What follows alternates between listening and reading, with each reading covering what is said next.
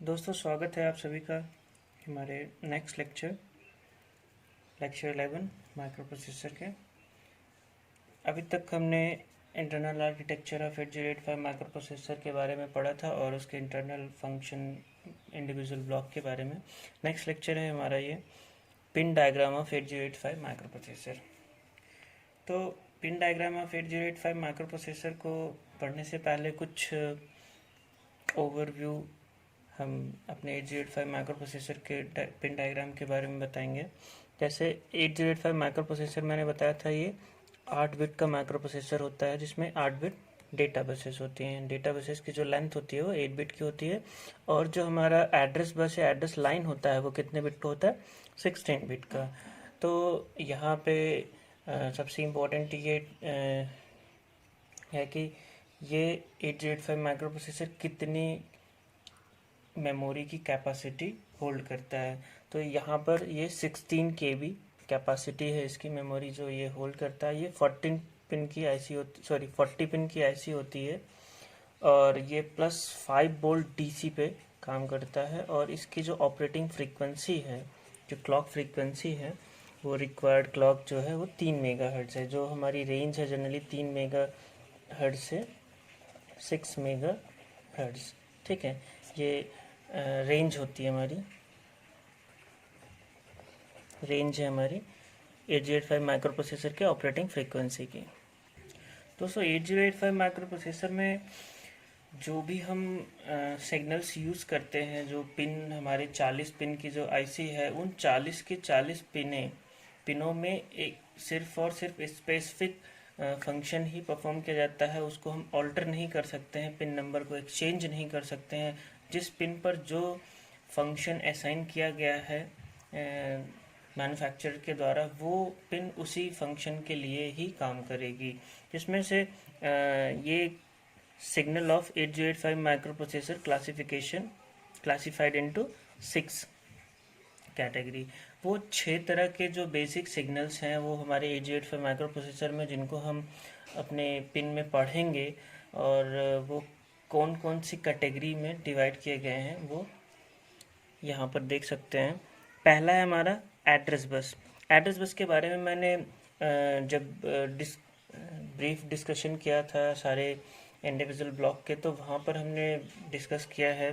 Data bus के बारे में हमने डिस्कस किया है, कंट्रोल सिग्नल के बारे में डिस्कस किया है, स्टेटस सिग्नल को भी डिस्कस किया है, इंटरप्ट प्रीवियस लेक्चर में ही देखा था हमने। एक्सटर्नली इनिशियलाइज सिग्नल, ये हमारे जो क्लॉक फ्रीक्वेंसीज और क्लॉक सिग्नल होते हैं वो हैं। सीरियल आईओ पार्ट, ये सीरियल इनपुट आउटपुट पार्ट के बारे में है, एसओडी एसआईडी के बारे में। Power supply and frequency signal. तो ये टोटल हमारे जो 6 कैटेगरी के सिग्नल्स हैं, ये हमारे 40 पिन की आईसी, जो कि हम अभी पिन डायग्राम देखेंगे, उसमें कौन सा पिन डायग्राम किस फंक्शन के लिए स्पेसिफिक टास्क परफॉर्म करता है वो देखते हैं। दोस्तों, ये डायग्राम है हमारा 8085 माइक्रो प्रोसेसर के पिन डायग्राम। ये हमारा जो डायग्राम है 8085 माइक्रो प्रोसेसर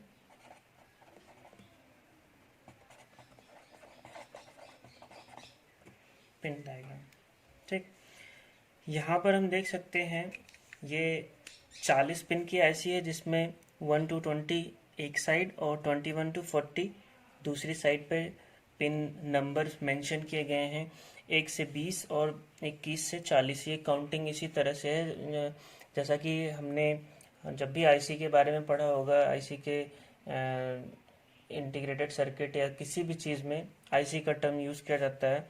तो आईसी में हमेशा ऊपर का ये जो कर्व शेप होता है, उसके यहाँ पर एक डॉट लगा होता है। डॉट्स के हमेशा जो हमारा लेफ्ट साइड होता है, वहाँ से जनरली हमारी काउंटिंग स्टार्ट होती है पिन नंबर्स की, जिसको हम फिजिकली अगर वेरीफाई करते हैं तो वो ये हमारा फिजिकल वेरिफिकेशन का इनिशियल पॉइंट होता है कि कर्व के जो डॉट लगा हुआ है उसके राइट साइड से हमारी काउंटिंग स्टार्ट है। 1 1 2 3 4 5 अप टू 20।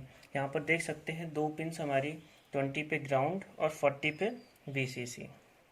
रेस्ट सारी पिनों पे हमने कोई ना कोई सिग्नल मेंशन कर रखा है, और ये सारे के सारे सिग्नल पर्टिकुलर पिन पर, जिस पिन पर ये मेंशन है उसी पिन के लिए ये स्पेसिफाइड है।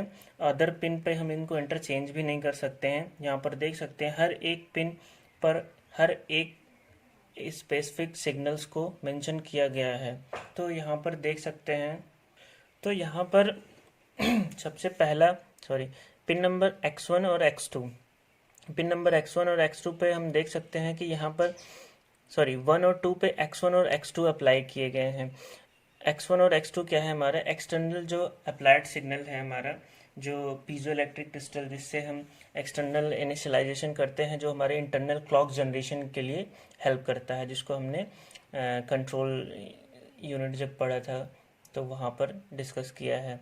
और थर्ड नंबर पर है रीसेट आउट सिग्नल। दो तरह के सिग्नल हमने बताया था, रीसेट आउट और रीसेट इन। जब भी हमें प्रोग्राम काउंटर को अपने इनिशियलाइज करना होता है तो रीसेट इन और रीसेट आउट सिग्नल को हम यूज़ करते हैं। नेक्स्ट है एसओडी और एसआईडी। एसओडी और एसआईडी के बारे में बताया था हमने, सीरियल आउटपुट डेटा और सीरियल इनपुट डेटा। जब भी हमें प्रोसेसर से सीरियली कम्युनिकेट करना होता है, serially that means bit by bit, ठीक है, बिट बाय बिट जब भी कम्युनिकेशन करना होता है तो हम एसओडी और एसआईडी यूनिट्स को यूज़ करते हैं। अब यहाँ से पिन नंबर 6 to 11 ये हमारे सारे इंटरप्ट यूनिट है, इंटरप्ट कंट्रोल यूनिट है, जहाँ पे प्रायोरिटी के अकॉर्डिंग यहाँ पर भी मेंशन किया गया है। ट्रैप, आरएसटी 7.5, 6.5, 5.5, आईएनटीआर, आईएनटीआरए के बारे में मैंने बताया था। इंटरप्ट एक्नॉलेज है सिग्नल, जो कि नॉन वेक्टर सिग्नल होता है।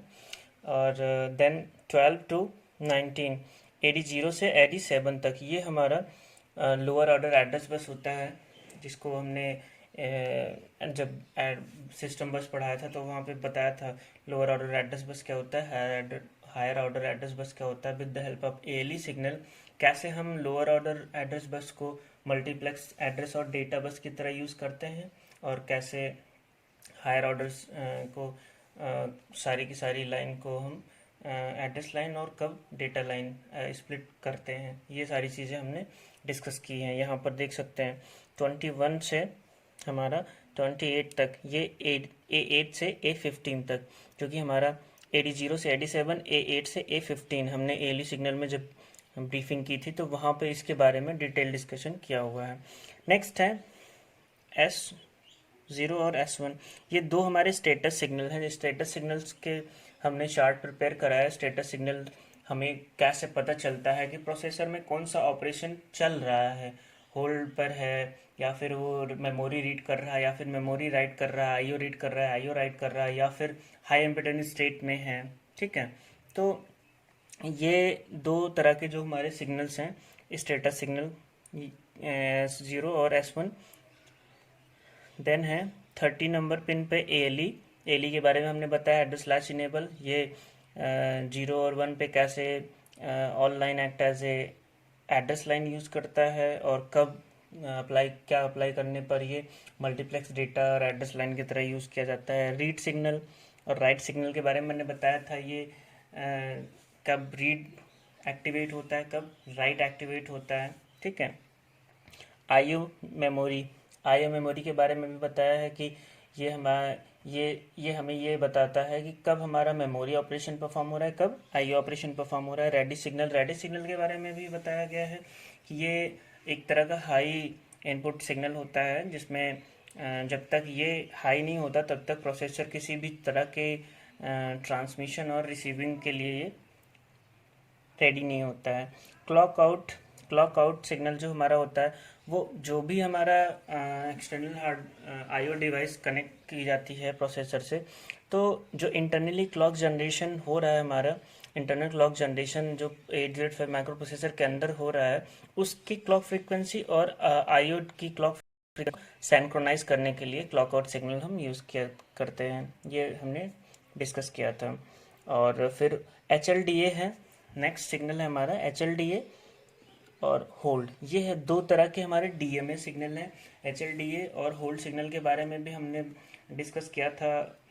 DMA कंट्रोलर के बारे में ब्रीफ डिस्कशन हमने कर रखा है।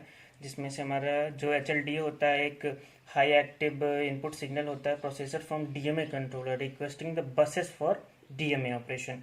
और जो HLDA होता है ये होल्ड एक्नॉलेज आउटपुट सिग्नल होता है in response to hold request. और नेक्स्ट है हमारा जो VCC 40 नंबर की पिन पे। तो इस तरह से हमारा जो 8085 माइक्रो प्रोसेसर का ये जो पिन डायग्राम है, जिसमें से जितने भी सिग्नल्स हम यूज़ कर रहे हैं ये सारे के सारे सिग्नल्स हम पढ़ चुके हैं, जिनके बारे में हम पहले से बता चुके हैं। इसीलिए अब पिन डायग्राम का मॉड्यूल हमने पिक किया है। तो अब नेक्स्ट लेक्चर हमारा एड्रेसिंग मॉड के लिए है, जिसमें हम देखेंगे कि प्रोसेसर कैसे किसी चीज़ को एक्सेस करता है। Thank you.